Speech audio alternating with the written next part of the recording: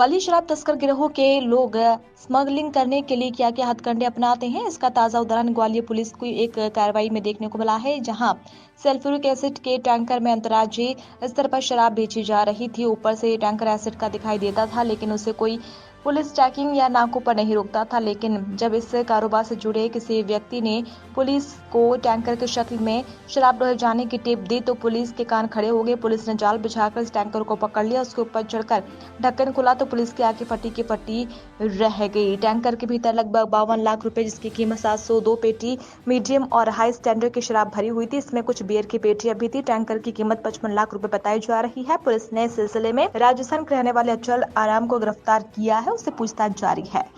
Additional SP crime Ciaz, CSP Nagendra और पड़ाव थाने के सब इंस्पेक्टर संतोष भदौरिया, इन लोगों ने अपनी पूरी टीम के साथ एक बड़े ऑपरेशन को अंजाम दिया है। इस ऑपरेशन में जो पुलिस को इन्फॉर्मेशन थी कि एक सल्फ्यूरिक एसिड का टैंकर है, उस टैंकर में बड़ी मात्रा में जो अंग्रेजी शराब है उसकी स्मगलिंग की जा रही है।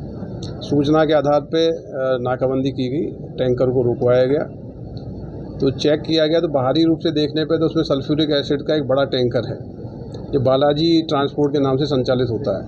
टैंकर को जब खुलवा के देखा गया तो उसमें बड़ी मात्रा में अंग्रेजी शराब की पेटियां भरी हुई थी। उन पेटियों को चेक किया गया तो सारी विभिन्न ब्रांडों की अंग्रेजी शराब है उसमें, और करीब 702 पेटियाँ बरामद की गई हैं, जिनकी कीमत 52 लाख से अधिक है। टैंकर जो है सल्फ्यूरिक एसिड के नाम पर संचालित हो रहा है, उसका जो मालिक है ये बाड़मेर का रहने वाला अचला राज जाट है, जो इसी के नाम से टैंकर है। अभी प्राइमरी जो सूचना इसने दी है उसके आधार पर कोई मनीष नाम का व्यक्ति है जिसने सीकर में इसको टैंकर हैंडओवर किया था, और ये शराब विभिन्न ज़िलों से होते हुए इसको नागपुर लेके जाना था, और नागपुर के बाद फर्दर डेस्टिनेशन में गुजरात में कहीं ले जाके शराब इसको सप्लाई करनी थी। तो अभी शराब जब्त की गई है और इसकी गिरफ्तारी की गई है। इसकी रिमांड के बाद ये पता लगेगा कि जो मनीष नाम का व्यक्ति है वो कौन है और किस प्रकार से इस पूरे रैकेट से जुड़ा हुआ है।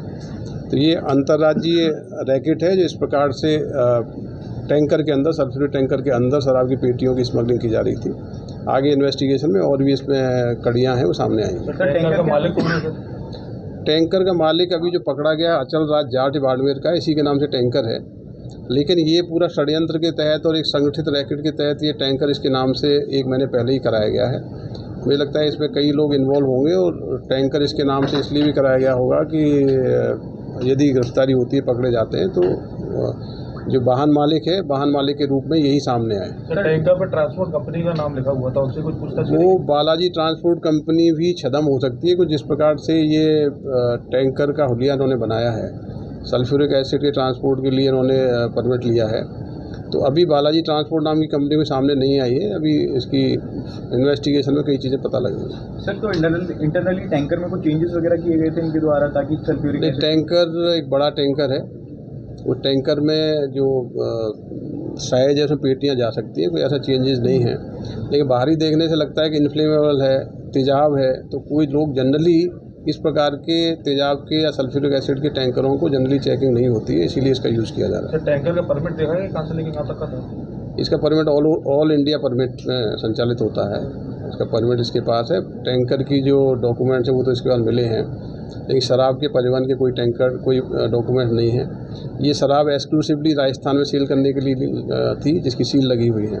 तो राजस्थान के जो एक्साइज डिपार्टमेंट है उससे हम लोग जानकारी लेंगे कि किस प्रकार से ये शराब कहाँ के लिए सप्लाई की गई थी और इस प्रकार से स्मगलिंग क्यों हो रही थी। सर, पहले का भी कोई रिकॉर्ड वगैरह है क्या?